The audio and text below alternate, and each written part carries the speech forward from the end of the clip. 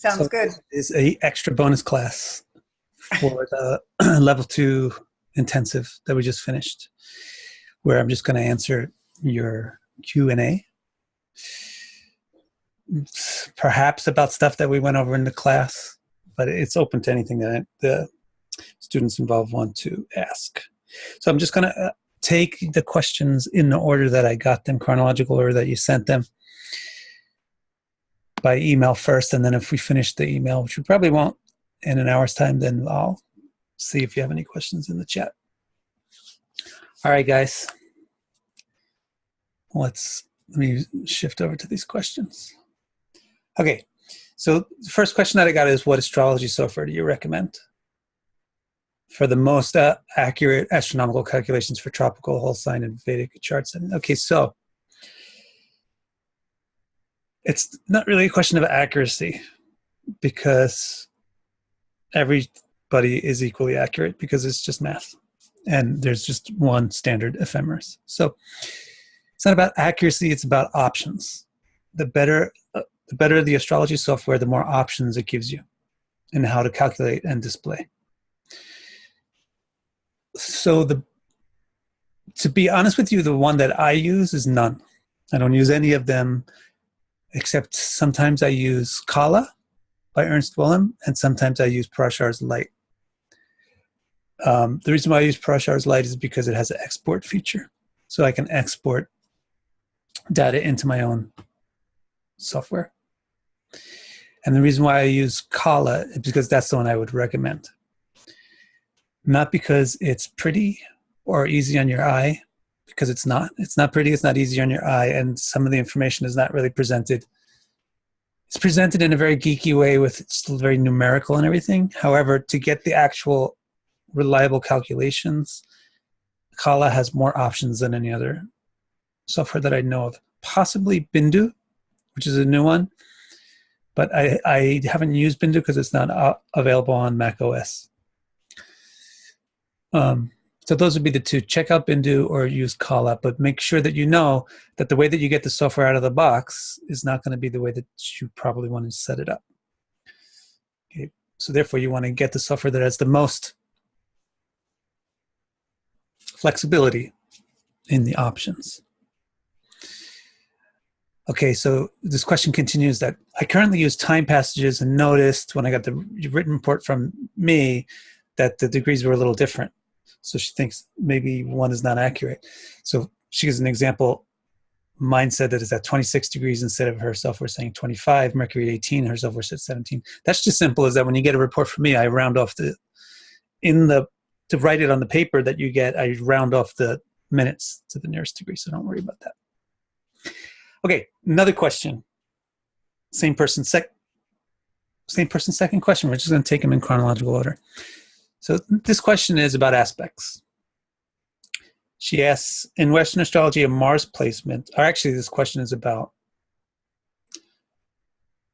self-destructive behavior and suicidal behavior.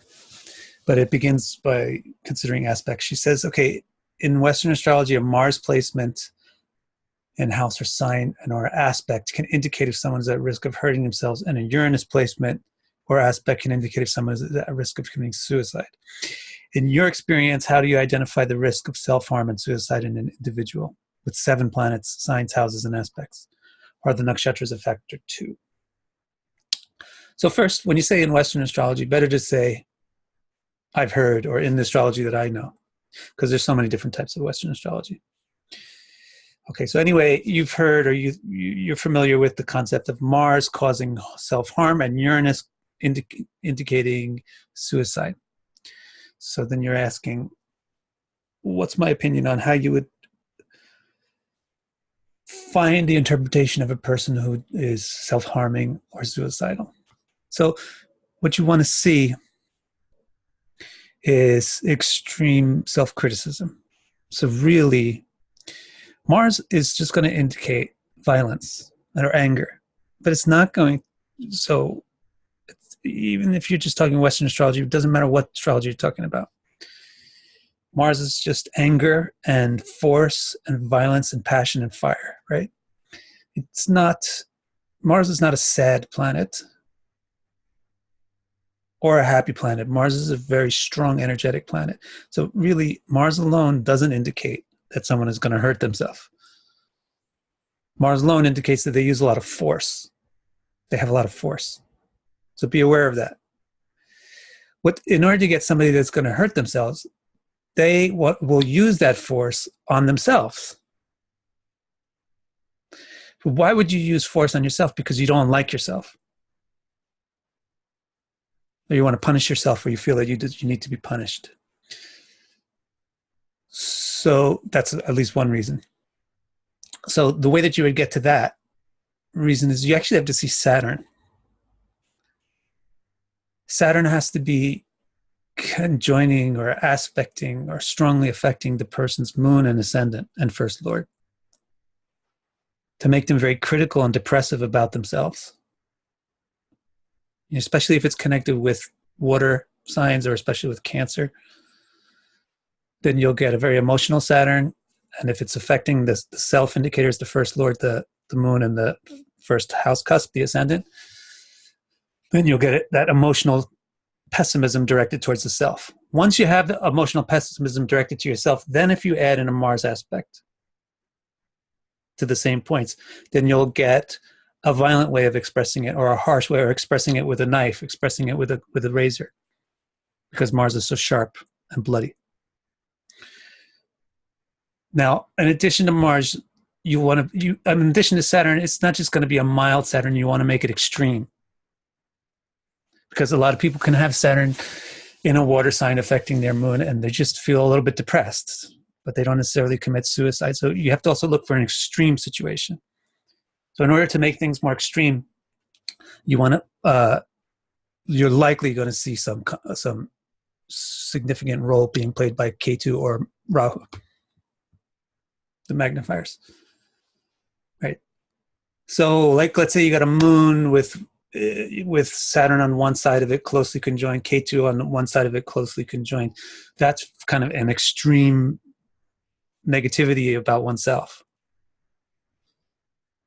And if the rest of the factors are also pointing in that same direction, then if you throw in a Mars aspect, then they can be very angry with themselves, or they can be very hurtful towards themselves. So that's the thing. You just look for the indicators of self, and then you see how if you see those indicators get connected to Saturn in a very extreme way. So Saturn with Rahu, or conversely, whatever Saturn produces, Jupiter can also produce it by being detrimented, because Jupiter is the opposite for Saturn. So if you got like a very debilitated Jupiter affecting these points, you can get a similar effect as Saturn affecting them. And also, you don't want your Saturn. This is not going to be happening if Saturn is in good signs, or even is a very good ruler.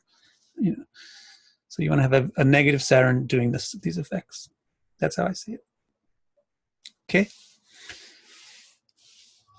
Let's see the next question. I'm going to go through all the questions you sent in by email first, and then I'll come back and look at the chat window. Okay, so now she says everything's cool that she learned in level 2, and what she's trying to figure out now is how do you put them all in order? Because I had mentioned that because we had looked at some actual charts, right? So she wanted me to review again the steps for actually reading a chart, which isn't what we learned in level 2, but it's like at the end of level 2, you're looking at level 3, right? So level 3 is all about how you put all these things together in one chart. And so it's a good question. So what are the kind of bullet points of how to read a chart? So the first thing is just remember, this isn't a chart, this is a person. This is a symbolic representation of a person. So treat this chart the same way you treat the person. Show a little respect to the chart. Have a little deference to its privacy. It's not going to reveal everything to you just upon your bidding, no matter how much you studied or how good you can do calculations. And remember, you have to warm that chart up. You have to gradually get to know that chart. So the way that you do that is, first of all, you just pay attention to the first house, the first lord, the moon. So you get an overall picture of what this person chart is before you start asking it some detailed questions or trying to get a prediction out of it or trying to get something specific from it, you just kind of learn what it is in general, what the chart is in general. And so how would you look at a first lord? First, you look at the sign, the house, the nakshatra, the aspects, the conjunctions to the first house, to the first lord, to the moon. Maybe think about what's the Navamsha ascendant to, right? Not just the main old first house, but what's the Navamsha ascendant? Where does that Navamsha house fall in terms of the main ascendant? Like if you have an Aries ascendant with the Navamsha in Leo, then that Navamsha is in the 5th house of that chart. That gives you a basic introduction to the feeling of the chart. It's like having a planet in the 5th house that you have the Navamsha ascendant in the 5th house. Like that, you get a basic view of the chart by the first house moon type of things. Next, you can start to get specific with the chart. After you've met, you exchange names and you know the basic info, then you can start to get specific with the relationship. So after you basically have your ideas up from the first house and the moon, you can start to ask this chart specific questions. When you do that, you want to line up your witnesses, things in the chart that have information for you that you're interested in. Like if you want to ask about the person's favorite flower, you don't go and ask Mars. Mars doesn't know anything about flowers. You go and you're going to ask Venus at the 11th house to find out about their favorite music or something. If Mars happens to be in contact with Venus in the 11th house, then you're going to get a Marsy type of flavor to their favorite flower, their favorite music, their favorite kind of dance. Okay, so the second thing you do after you get your feeling for a chart is you figure out who you're going to interrogate, who you're going to have a conversation with on the specific topic. Who means which planet, which lord, which house, which subdivision charts. And then you start to explore that. And then the step 3 there is, how do you synthesize all the different testimony that you get in your interrogations? You ask Venus about the person's favorite flower, you ask the 11th house about the person's favorite flower, you get slightly different answers. So the third step is putting them all together like a detective to find where the truth, where people are saying the same thing over and over again. And that's how you do a chart reading, basically. So the next intensive classes that I'll give now for the rest of the year will be in level 3. So we'll start to go over that. All right, I think that's the end of this one. Now we have the next email. So this particular person wants to know, how do you transcend or manage a weakness in your chart?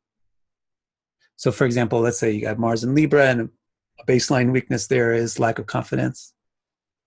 So what do you do about that?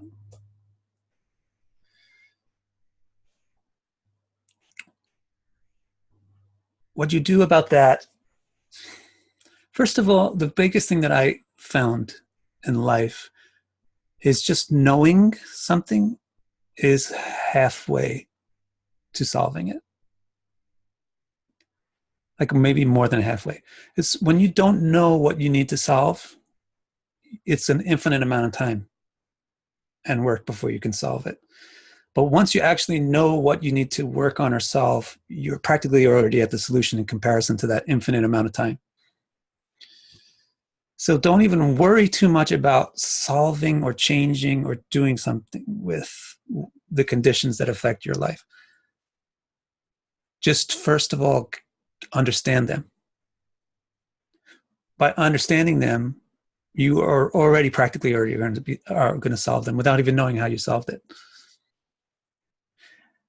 And this is why, like, say you never knew that you have a perfect bikini body, it's the summer, but you don't realize that you have black hairs growing out of a wart on your shoulder blade, right?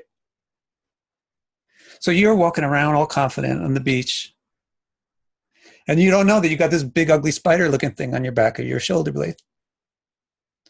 You're never going to solve the problem that everybody on the beach is like, oh. But if somebody just tells you you have a wart on your shoulder blade with black hairs growing out of it, looks like a tarantula, then all you need to do is know that, right? Because now you're going to position yourself in such a way that you don't show that. You lie down on the blanket or something. You don't even have to cut the hairs or pull them or anything. Just knowing that you have it there is going to change your behavior. Right? So let's say if you never knew that you're really rude. Like a lot of us are actually really rude often, but we don't know it because we just think this is normal. But after we read our astrology chart, it says, you know, your Mercury is like in Capricorn in the 8th house, and it's aspected by Mars and conjoined by Saturn. You're really blunt and rude. What do you do about that? Just knowing that my astrology chart says I'm blunt and rude. Just knowing that is going to change the way you go about speaking. You're just going to be more aware that I think maybe possibly I'm being blunt and rude. You won't even have to think about what do I have to do to change this. Just knowing the image of yourself helps you behave properly with that image. That's what dharma actually is. Just to know what you automatically know what you do. So if you know what your flaws are, you automatically know how to compensate for them. So it's not really too much of a mystery what to do about the bad things in your chart. But just to understand them is the mystery. What is this? What does it mean? How am I doing this? This chart says I'm blunt and rude. I didn't think I was blunt and rude. Let me think about that. Let me see if I can see myself being blunt and rude sometimes. That's what you do about the things in your chart that are like negative. Don't try to transcend them. You can't. This is called prarabdha karma. This is what you have. It's like a car trying to be a horse. It won't be a horse. It's a car. You can make it go faster or slower. You can make it red or blue or green, but you can't change the fact that it's a car. So another question from the same person is, how do we use astrology to fulfill our dharma? So that's cool, because that's what I'm talking about, right? This is your dharma. Dharma means what a thing is. The dha, or the dhatu, or the actual substance of a thing, is called dharma. And then dharma implies the way that the thing should behave.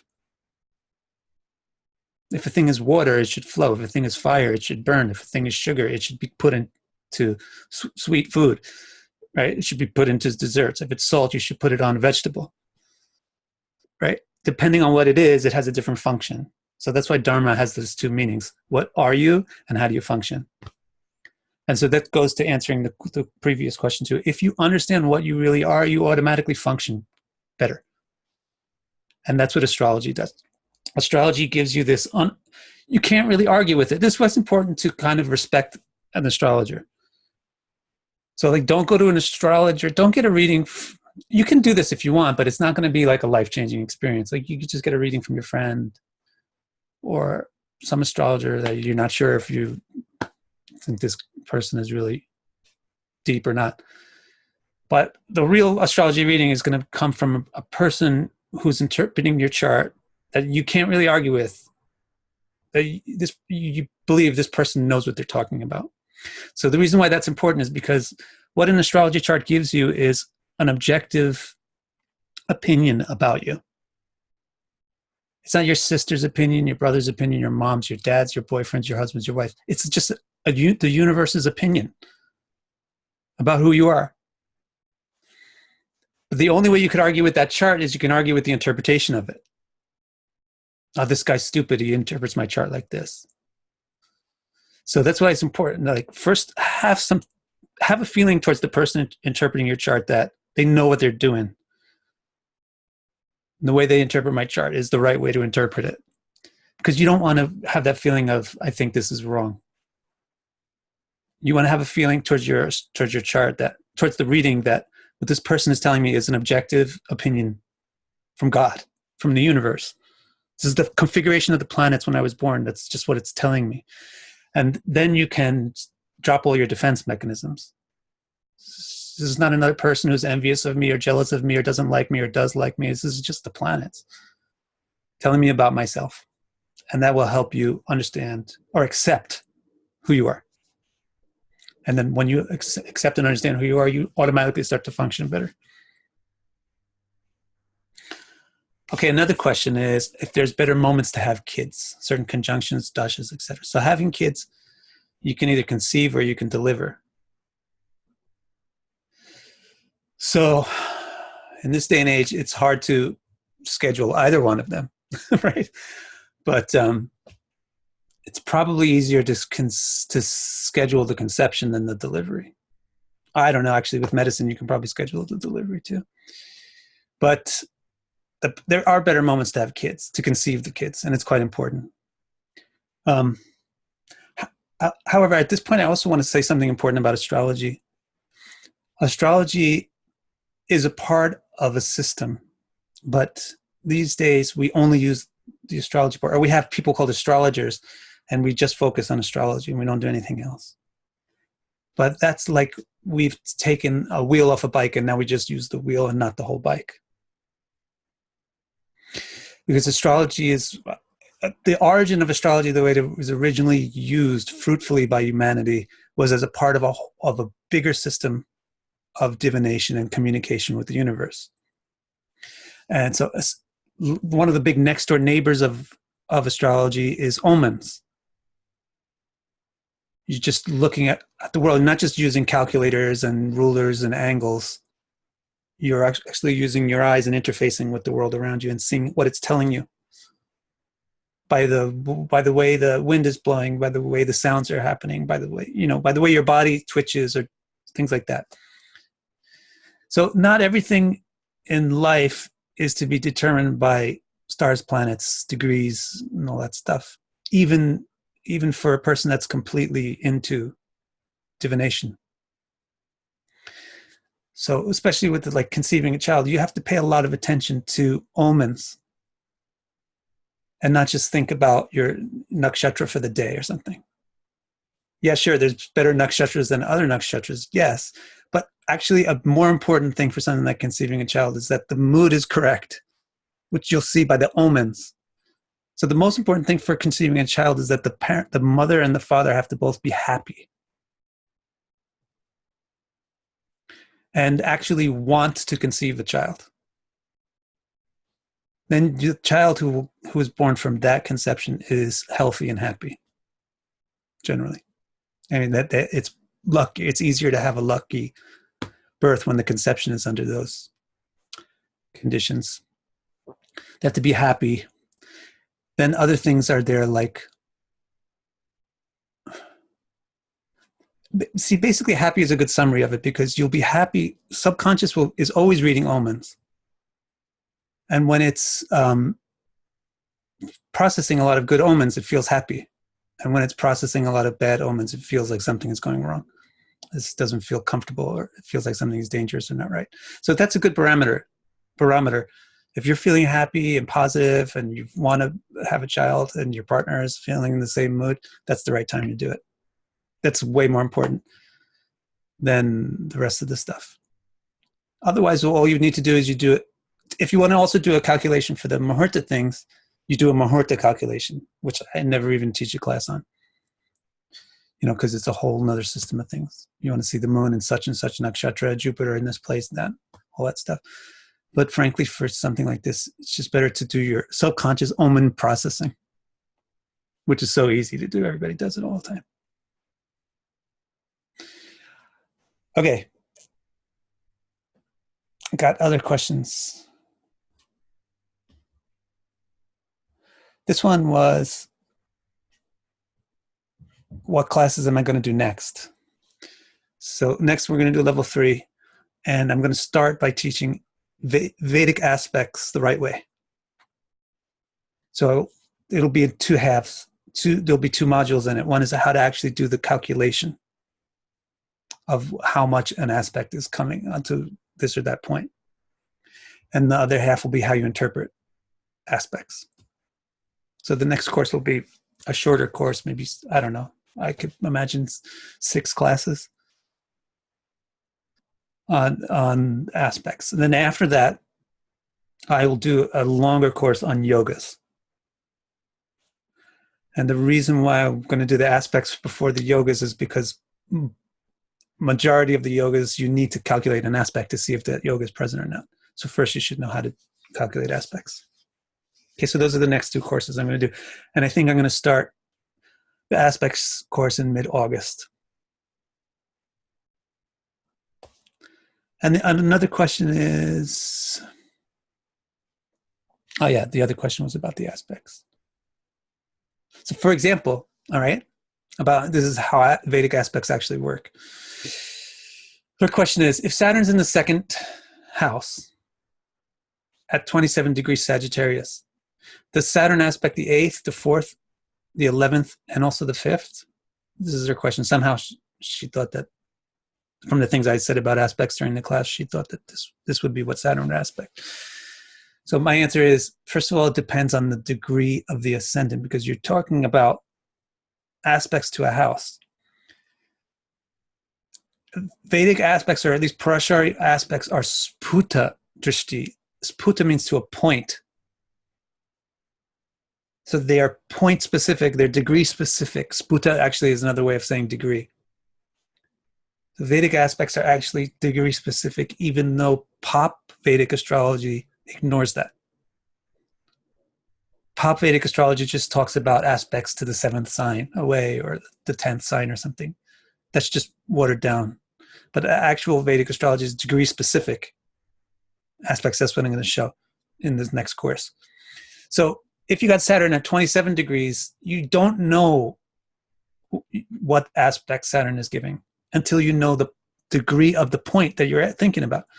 So to think about houses, you need to know the degree of the ascendant, because in a whole sign house system, the cusp of every house will be the same as the ascending degree. So let's say, for the sake of real simplicity, that Saturn is at 27 degrees Sagittarius and the ascendant is 27 degrees Scorpio. So this makes it real simple. They're at exactly the same degree. So then Saturn, first of all, is going to be conjoining the 2nd house cusp. So Saturn's influence is going to be on the 2nd house. It's going to be aspecting the 4th house cusp, which in pop astrology they say is the 3rd house aspect of Saturn. It's going to be aspecting 100% aspect, the mega most powerful aspect it can give, on the 3rd house cusp, also on the 8th house cusp, which is popularly called the 7th house aspect, and then on the 11th, which is the 10th aspect of Saturn. And then what totally goes by the wayside in pop astrology is those are just the 100% aspects. And you also have 75%, 50%, and 25% points. So Saturn's aspect would be 75%. If it's in the 2nd house, it'll be 75% on the 5th and 9th. And then it will be 50% on the 6th and 10th, and 25% on the 11th. And it will be blind to, Saturn will have absolutely no influence on, if it's in the 2nd house, at exactly the degree of the ascendant, it will have absolutely no influence on the ascendant and 3rd house. And 7th, because the 6th place is also blind. So it's actually an interesting thing if Saturn is in the 2nd house at the right degree. It's kind of positive, because look at the places that it's influencing and not influencing. It's completely not influencing the 1st house or the 7th house. So this is also important in an aspect to see what is being aspected and also what's not being aspected. All right, so that's kind of like a preview of how Vedic aspects actually really work. And then we'll cover how do you interpret aspects too. Okay, next. Another question from another person is, if you're reading divisional charts, what are the 3 main things that you look at? Then she gives some questions, like specifics. For instance, primarily, would you look to see where the Rashi's 1st house lord goes in the divisional chart? Or would it be more primary to evaluate the Rashi's 9th house lord when you're looking at the 9th house Navamsha? The 9th house divisional, the Navamsha, or the Rashi's 7th lord when you're looking at the 7th house divisional Saptamsha. Actually, that was a little mistake. The Saptamsha is the number 7, but it doesn't reflect the 7th house. It reflects the 5th. It's not always that the number of the Amsha reflects that same number of that in the houses.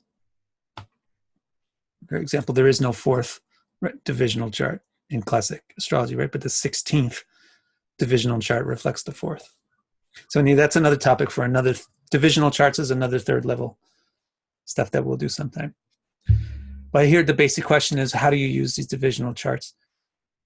So one thing is, do you look where the first lord of the Rashi is in the divisional chart? That's a great technique. All right. So if your ascendant is Capricorn and you're looking at the Navamsha, then the placement of Saturn is important because that's your first lord.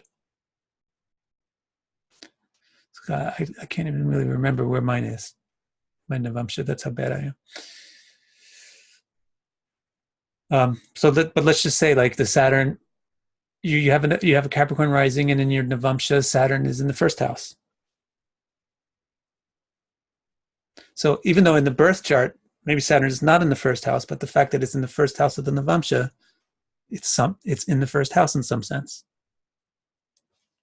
So that's an important way to use the amshas, which is a little confusing at first, is you don't take lords from the divisional charts, you keep the lords from the Rashi. All right, so if you're going to look at Navamsha, then the ninth lord from the Rashi is very important. But also additionally, you use the lords from the inside of the chart too.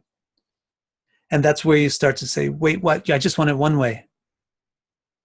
But remember, this is the whole thing about astrology is it can't work if you only have it one way. It can't be sophisticated enough to describe the complicated nature of the real world if there's just a few symbols. There has to be hundreds of symbols that are interacting to be able to explain this. All the stuff that's going on in so much variety. So anyway, let me just tell you, the things that you mentioned here are good. The techniques that you mentioned in this question are good. You can use them. But this is what I would primarily do with divisional charts before getting lost on all these really tricky techniques. The primary way to use a divisional chart is as a secondary witness. Remember that kind of analogy is that these things in the charts are witnesses to certain topics. So remember when we did, you asked me like to tell you the 1, 2, 3 of how you read a chart. The step 2 was like you line up your witnesses. After you've introduced yourself to the chart, you line up witnesses who know things about the topic you're inquiring about. So when you're doing that with your witnesses, you're going to want to take primary witnesses, secondary witnesses, and then backups. People that really know directly about the topic are more important than people that also have seen it from far away. But the people who've seen it from far away also give you some information that's important to take into account. So let's say you want to know about marriage. So first of all, the whole nature of the chart overall is first thing that you keep on your mind. What kind of first lord is it? What kind of ascendant, etc. Moon was where. That's why you do that first, because this influences everything about the person's life. And then the second thing that you do is you line up witnesses that know about marriage. Well, I want to look at Venus. I want to look at the 7th lord. I want to look at the 2nd house. Maybe right up front, I want to have this 5th lord, 5th and 7th, 2nd. Then I want some backups.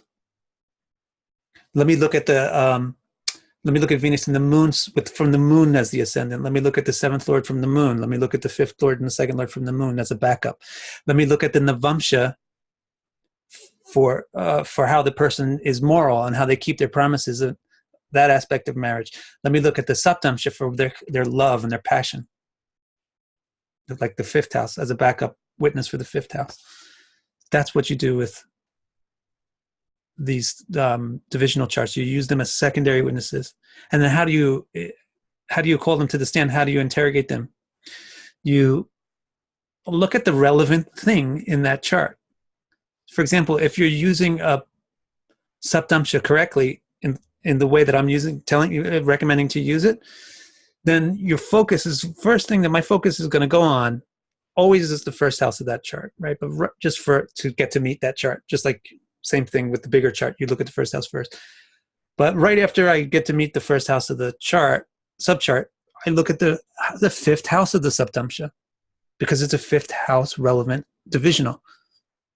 If I'm looking at a Navamsha, I'm either going to look at the ninth house if I'm looking at a bigger sense of what the Navamsha is about, or I'm going to look at the seventh house if I'm looking specifically for the relevance to marriage that the Navamsha has.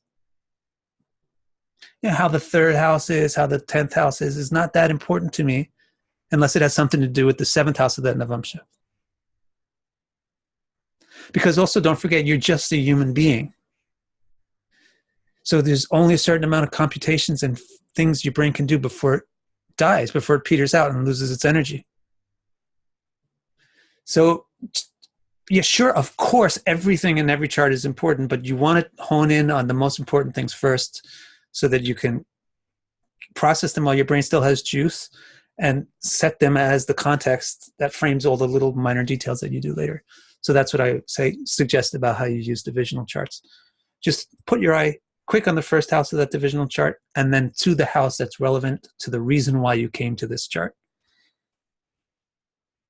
So you also can't use this technique unless you know the correlation of divisional charts to houses and themes, but that's not a level 2 topic. But you did learn a couple of them in this class, right? You learned about 7th and 5th because we examined that. Okay. Another question. Can you speak about how the elements, signs, and houses differentiate how a planet works in a particular place in the chart? So I think that actually is the whole deal of the level 2. Right. So first of all, the whole deal of the level 2 course that we did was, what does this planet signify in this sign? Okay, cool. We learned that in the first couple of classes. Then what does this planet signify in this house? Okay, great. We learned that too in another bunch of classes. And then what does this planet signify by virtue of the fact that it's a lord of certain houses? Okay, nice. We learned that in the third module. But the real magic is what we did when we were looking at actual charts. How do you put it all together in one package? In one entity? This planet is in this sign and house as this lord.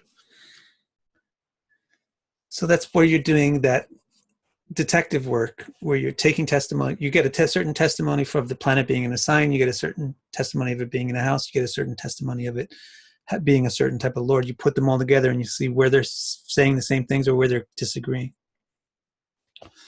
But a simple way to do it, a less step-by-step way to do it, is you just say this planet is in this sign and elements is just a part of the sign. So just stick with this planet is in this sign. So therefore it has a certain kind of flavor to it. And this flavor is going to affect the area of life signified by the house. All right, so let's take Saturn in Libra in the 4th house. So because Saturn is in Libra, it's all kinds of good. Saturn is exalted in Libra, so it gets really down to earth, strong, practical, undeniable, appealing to everybody, in touch with everybody. Now that's in the person's 4th house. So that means that the core of who they are is very strong, immovable. Their heart, their emotions are really down to earth, practical. People can understand them. People can relate to their emotions. But if you put Saturn in Aries in the 4th house, which is where I have it in the sidereal system, put Saturn in Aries in the 4th house, then it's going to signify like a very different type of thing, because Saturn in Aries is not strong, down to earth. Saturn in Aries is all kind of messed up. It's debilitated in Aries. So Saturn in Aries is harsh, rash, impatient, very negative, really critical. And now we put it in the 4th house. This is in the heart. So another thing about Saturn and Libra in the 4th house is they probably don't commit suicide. It would be very, very, very weird to have that, because that's what I was saying about Saturn in this question about suicide and self-harm. Saturn is going to indicate that the person is depressed about something. So if you got an exalted Saturn, it really lowers the chances that this person is very depressive. And then if you have that exalted Saturn in the emotions house, it's super it super takes away any opportunity for any other thing in the chart to show that this person is depressed enough to do something significant. But on the other hand, Saturn in Aries in the 4th house is a prime candidate for, well, this person is really seriously not happy in their heart with themselves. They don't find any peace at home. They don't find any peace in private. They don't find any peace in quietude. And they're just, so the Saturn in Aries is affecting their 4th house.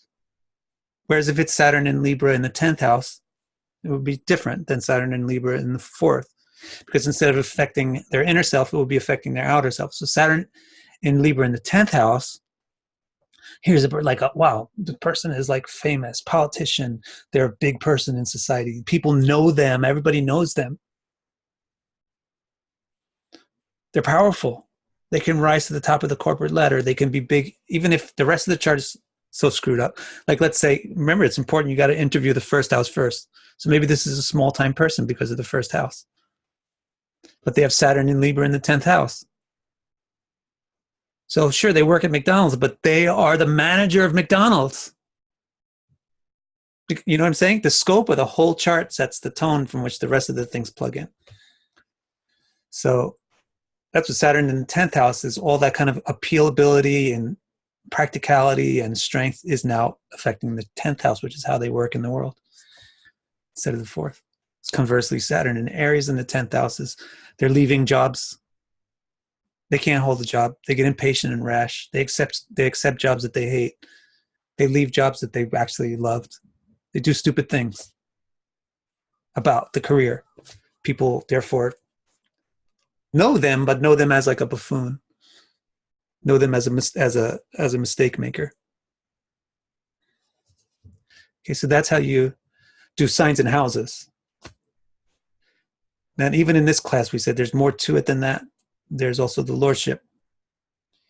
And then in the next classes, in the level 3, as the next one I have planned to do, you're going to think about there's also aspects on this planet that are going to adjust the baseline. And if that's one thing that you take away from the level 2 course, make it this. You know, if there's one thing, this would be a good thing to take away from this course, is that interpretations that you write down in your note or that you get out of a book are your baseline. And you will always, in every single chart, be modifying that baseline in some way or another. But the modification will be of the baseline, not of something completely unrelated to the baseline. So it's important to understand the baseline interpretations, the textbook interpretations, the cooking book, the recipe book interpretations of like Saturn in Aries, Saturn in Taurus, Jupiter in Aries, Jupiter in Taurus, you know? But you also have to know, depending on what Lord Saturn is, it'll be a little different. Depending on the conjunction Saturn has, it'll be a little different. Depending on what house it is, I modify it. I point it in a different direction. Okay.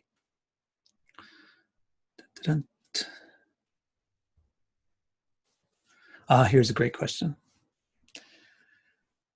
I keep wondering about this. Is it, quote, as above, so below? Which is a way of saying it's all just a sign of what is? Or are we actually somehow affected by star and sign energy, somehow imprinted on us from the time of our birth? And she says, I think it's the later, that the energy of the skies actually affects us. Why would they call the planets grahas, grabbers or seizers if not? The problem there is somebody explained to you the word graha who thinks that it's the later. So that's how they understand this word graha. The way Prasha Horshastra explains the word graha is that they're called graha because they act like people. And graha means somebody who has consciousness. It's a person, a noun, a subject of a sentence is a graha. Because graha means somebody that can do things. An entity that can carry out an action is a graha. So, so that's what Parsha says, right in the beginning of Parsha Horshastra. And right in this verse, it's like, I think it's the 3rd verse of the 3rd chapter, where he says there's Jyoti Bimbas, there's dots of lights in the sky. Some of them don't move. Those are called nakshatras. Other ones move. Those are called grahas. We call them grahas because they move and appear to have grahatva, like, which means their own independence, their own personhood. They're significant. So grahas are called grahas because they act, and that is exactly in line with why the Greeks called planets planets. Because they're people, they move, they act like people, they have their own consciousness. They don't appear to be passive, they appear to be active. So that's why these cultures are calling these entities by words like planet or graha. Okay, so graha doesn't mean that it's something that has grabbed you by the neck.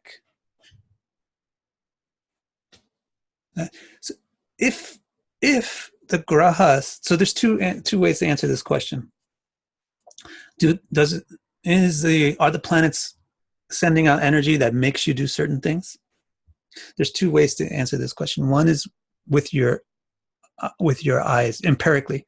Answer the question empirically. And the other is answer it from the Vedas. So the answer empirically is no. Now, how do you do empirical observation? Is you make measurements and tools. And you measure things.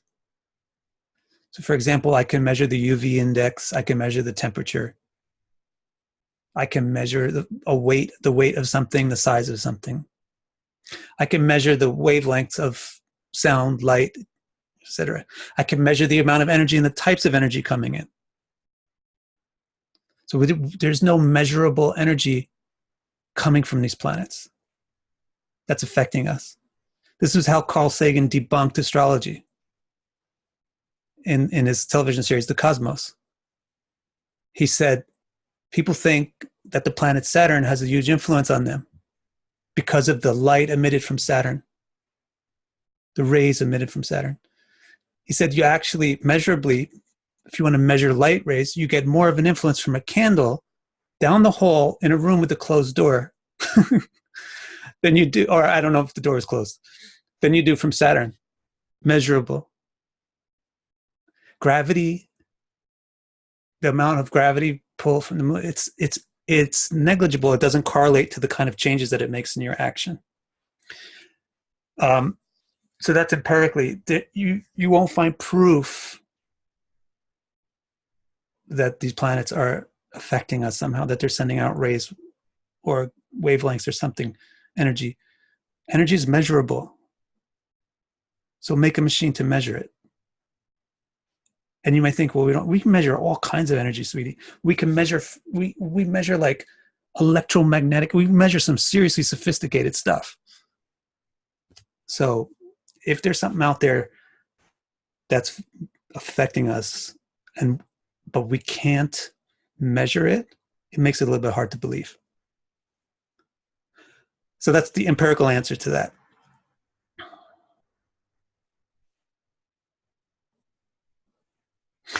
That's the empirical answer to that. And then the philosophical answer to that from the Vedas is no. You are not, the Vedas say, you are consciousness and you are the mover of the world. The Vedas take a lot of trouble, the Vedanta takes a lot of trouble to figure out who is responsible for an action. And they call this the karta. Who's the karta? Who's the one that's actually doing something? Because it's not easy to figure out because there's a whole lot of cause and effect involved. Like right now, you're listening to me, but you're not here in this room just listening with your ear. There's a whole lot of things that are responsible for you listening to me. There's a microphone, there's electric through the wire, there's my computer processing it, there's a Wi-Fi signal going to some other place in my house, then it's going through wires, through satellites, God knows what, going out to this server, that server, getting processed by this person, getting uploaded here and there, coming down through your thing, going through some speaker, coming out through some screen. There's all kinds of steps involved. So you can say that it's because of your computer that you can see me and hear me. But we want to know, so in the same way you could say it's because of your karma, it's just a cause and effect that you felt sad today or that you were mean to somebody today. It was just fate, destiny. That's just what happened. But that's like you're just looking at the end of the cause and effect line. Similar to saying, well, I can hear Vic because I have a computer. It's true that you can hear me because you have a computer, you can listen to it, or a phone, or some kind of device. But the ultimate karta, the ultimate doer of the action, is not your computer. It's me. Right? So the Vedas takes a lot of trouble to say, like, whenever you do anything, there's all kinds of cause and effect involved in it, but who is the ultimate one? It's the one who initiates a desire. The one who initiates a desire, who possesses a desire and initiates an action on that desire, is the doer, and that entity is consciousness. And that consciousness is called Atma, or self. So it's completely against Vedic philosophy to think that the planets are initiating your actions. You're initiating your actions. But it's a very complicated thing to make an action happen. A lot of stuff has to happen in order for it to become a tangible thing in a world, physical world. So all kinds of karma and cause and effect is involved. And the way the planets move has to do with helping that happen. But actually more to the point, it's just like showing you the stage of the development of the karmas in the world, in the same way that the face of a clock doesn't create the time. The face of a clock doesn't create the time, nor does its mechanisms inside create time. But by looking at a clock, you know what time it is, because the movements of the clock are synchronized with time. So the way that Brahma, or the designer of the universe, made the thing work, it's moving, things are moving in it, karmas are moving, little things are happening, like people are talking to other people, and those movements are changing, making moves on bigger levels that are changing the wheels of these planets that are moving around to make time move, because time is based on change, and causes don't become effects without time. So nothing happens without time, so time has to be able to move. The planets moving in the universe ensure that time moves forward. And the way that it moves forward is complicated by these 7 different entities moving, and each one has a different significance to it. But that's the way that Brahma set it up under the advice of Vishnu, was to make it so that you could tell what time it is by looking at the configuration of the planets, and by knowing what time it is, you know what's up. You know what's happening at that time. Oh, it's wintertime. I bet you it's cold out. Oh, it's summertime. I bet you it's hot. Oh, it's 10 at night. I bet you if I go outside, it'll be dark. So by knowing the time, you know conditions. Now, if you know the time just from the sun, then you can only know those basic things.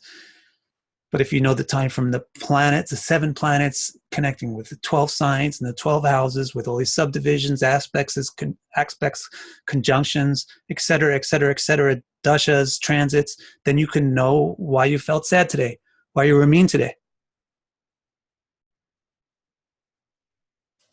Okay, but it's not that they're affecting you or causing it to happen, but you are setting in your desires and volitions set in motion chains of effects which produce reactions down the road. Okay. And the last email that we got, we had some questions in this. So I said that you guys were allowed to ask me questions about your charts, and this is the only one that we got it. So he says, I have the 1st and 10th Lord Mercury in the 12th house, which we saw it's not so good in terms of health. Mercury is also in conjunction with the 12th house's Lord Sun, which might make things worse. First Lord is Mercury, and the 10th Lord is Mercury. So that must mean it's a Virgo ascendant. So therefore, the sign before Virgo is what? Leo. So if Mercury is in conjunction with the 12th house Lord, that means that the 12th Lord is in the 12th house, right? Actually, it's this person is like a picture of these things. I know this person pretty well. You know, too. You've seen him. I think you may have seen him on video during the course of the class. But he's very much a Virgo ascendant with a Sun and Leo type of person. So don't forget that that 12th Lord is the Lord of the 12th in the 12th, which is one of the jackpot placements for the 12th that we went over. For the 12th Lord. All right, so he continues. So he says this first Lord in the 12th house is also in conjunction with the 12th Lord, which might make things worse. Both are in conjunction with Rahu, and all of them in opposition to Saturn in the 6th. Here, Saturn, Lord of the 5th house, and Mercury are creating a Raj Yoga. My question is simple. If these aspects relate with mental health issues or with the problems of somatization of mental stress as a chronic tension in the body, if this is true, how to deal with it. So what he's asking is, by the way, you may think, how can this person be Virgo? Because it's difficult to understand the language, right? But he's really good with language. This is like one of his third languages or something that he's talking to you in right now. So, so does this relate to, if you have the first lord in the 12th house, Mercury, first of all, you have Mercury in the 12th house. Mercury is intellect. So intellect is in the 12th house, so some of the intellectual functions might not be so obvious. And they're better focused towards things that are not practical. Right? Which is why this person is a professor, right? This person is a professor, spends tons of time in university teaching people theories and stuff like that. And is really into Buddhism and things like that. Because their mind is in the 12th house with the 12th Lord in Leo. It's actually a good thing. But the question is, how does this relate to my mental health? Well, one thing you should say is, you asked a question about the mental health, but you didn't tell me anything about mental health. And in the way that you described your chart, you didn't line up your witnesses correctly. The witnesses you call to the stand are not appropriate for the type of question that you're asking them. You called witnesses to the stand like First Lord, 12th Lord, Saturn 6th house. I don't know, more like physical health witnesses. Tell me about the 4th Lord. Tell me about the 4th house. Tell me about the moon. Those are the witnesses to ask about your mental health. First Lord is only going to tell you about your physical body. Mercury is only going to tell you about your intellectual mind, not your emotional mind, your intellectual mind, which has some connection with mental health, like if it's impaired, but it's not really the central thing. And remember, Saturn in the 6th is good for physical health. Leo is also a healthy sign. Sun is a healthy planet. Moon is in Leo. Sun is in Leo with the first Lord. So it's like a pretty healthy chart, actually, it looks like. But again, you didn't call all the witnesses to the stand. Where's the second Lord? Where's the 6th Lord? Stuff like that. But the stuff that you mentioned, and it's got Raja Yoga, so it looks like I'm healthy. And with a Virgo ascendant too, you can stay young. You can keep youthfulness for a while, for longer than most people.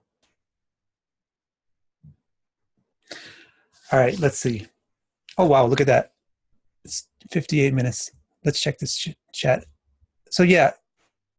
Oh, Tara's got some questions. All right, let's run through this.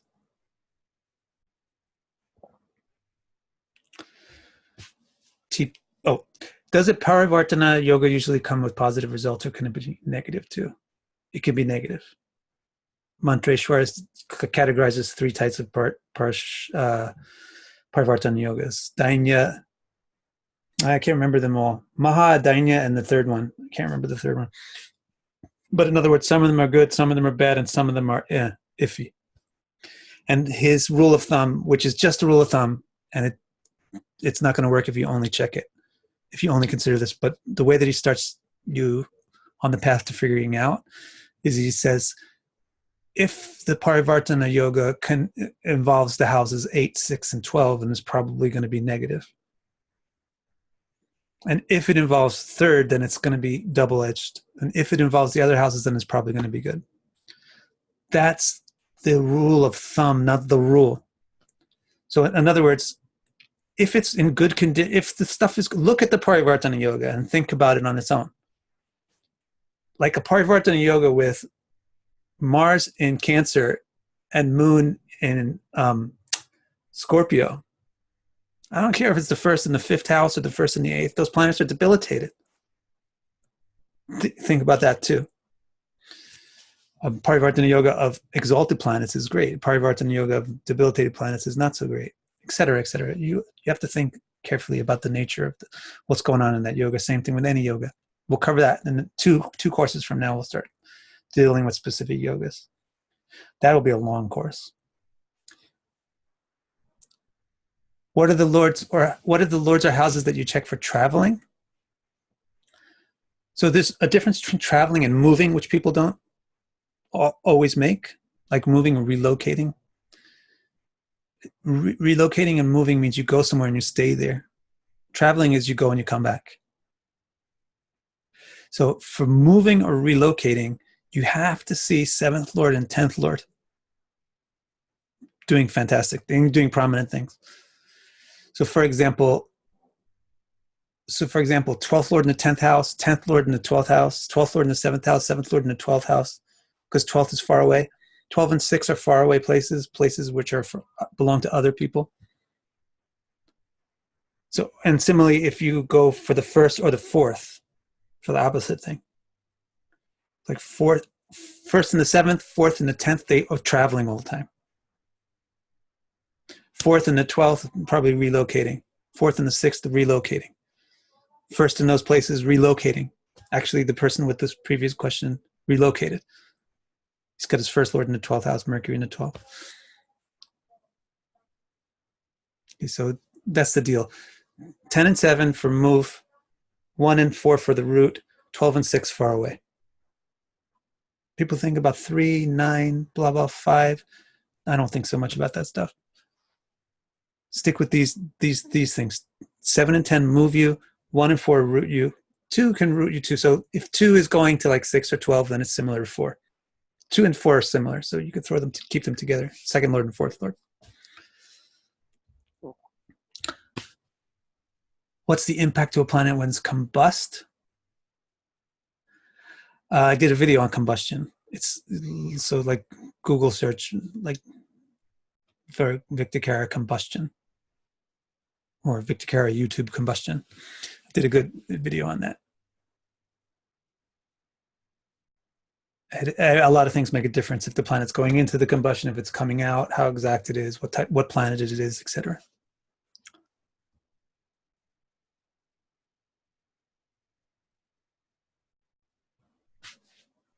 Let's see what else have we got another one.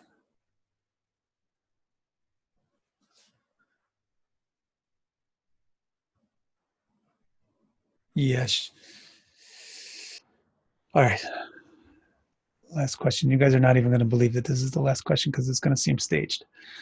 Question is, I used the sidereal system previously and now I apply the tropical system, and this changes the lordships completely. I see similarities and some major differences in the interpretations of the lordships and houses using these two systems. In your experience, does the tropical system give higher accuracy than the sidereal? So what I'm going to say is the system doesn't give accuracy. The system is a passive entity. The person reading the system is the one that gets accuracy or not. It's important to remember that. So you can be very good at your system. Like maybe your tennis racket is not so good, but if your technique for using that racket is really good, you can still play tennis really well. So that is a big thing to consider, that you can't measure the rightness or wrongness of sidereal or tropical based on how good the interpretation is or how good the reading is, because it's mostly about the technique.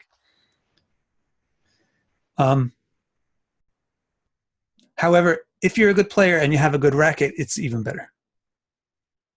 Right? So the thing about if you use tropical signs with whole sign houses, then these ancient systems, these classic systems, they work more easily. You don't have to bend around as many curves. You don't have to have as many lists of cancellations and exceptions to rules and things like that. And you also don't have to scratch your head. Like, why is Jupiter in Leo supposed to give me command of languages?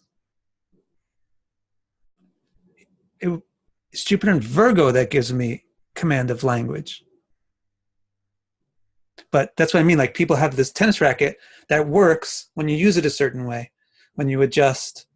Okay, now from now on, Virgo in Jupiter and Leo has these qualities that actually makes sense with coming from Jupiter and Virgo and stuff like that.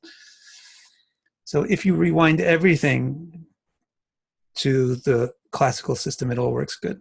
But also you're going to get confused if you partially rewind one thing, but you don't rewind the others, and you try to keep the idea that Jupiter in Leo is linguistic and Jupiter in Virgo is very cosmopolitan or fairness oriented, because it's actually like Jupiter in Libra. So if you just like kind of erase everything that you learned, and then just go back to classic texts and start to learn them again, simple, starting from what do the planets signify, what do the houses signify, what do the signs signify, and then how does it make sense to put them together, it will be much more easy for you to get good results from a tropical system. All right, that's it. So thanks to everybody for this course, and I'll send you more emails after this. Right. Great course, Vic. Thank you so much.